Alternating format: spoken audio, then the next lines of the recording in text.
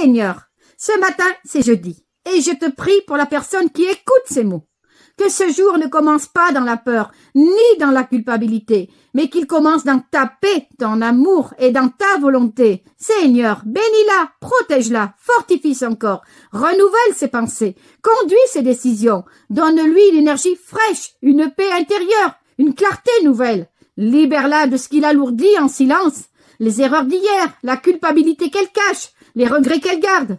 Toi seul vois les chaînes invisibles, et toi seul peux les briser. Tu l'as dit, Seigneur. Venez à moi, vous tous qui êtes fatigués et chargés, et je vous donnerai du repos. Alors, Seigneur, qu'elle vienne à toi et qu'elle trouve ce repos aujourd'hui, qu'elle ne reste pas bloquée dans le passé, mais qu'elle regarde vers l'avenir, vers ce que toi, tu veux encore faire dans sa vie.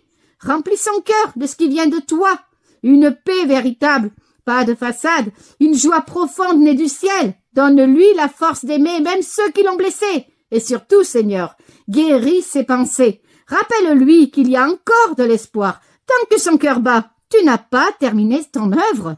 Même si des rêves sont tombés, même si certaines blessures restent ouvertes, tu es celui qui restaure, qui reconstruit, qui recommence. Tu dis dans Jérémie chapitre 29 verset 11, « Car je connais les projets que j'ai formés pour vous, des projets de paix et non de malheur. » Alors, que cette personne s'accroche à tes projets, pas à ses peurs. Seigneur, prépare son cœur pour ton retour. Ce jeudi n'est pas un jour ordinaire, c'est un jour de grâce, un jour pour se réveiller, se rapprocher de toi.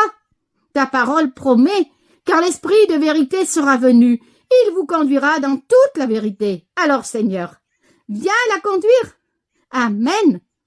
Si tu ressens cet appel dans ton cœur, si tu veux en savoir plus, t'approcher de Dieu, marcher dans la vérité, rejoins notre groupe d'études bibliques. Chaque soir, de 20h à 21h30, nous méditons ensemble sur des vérités essentielles.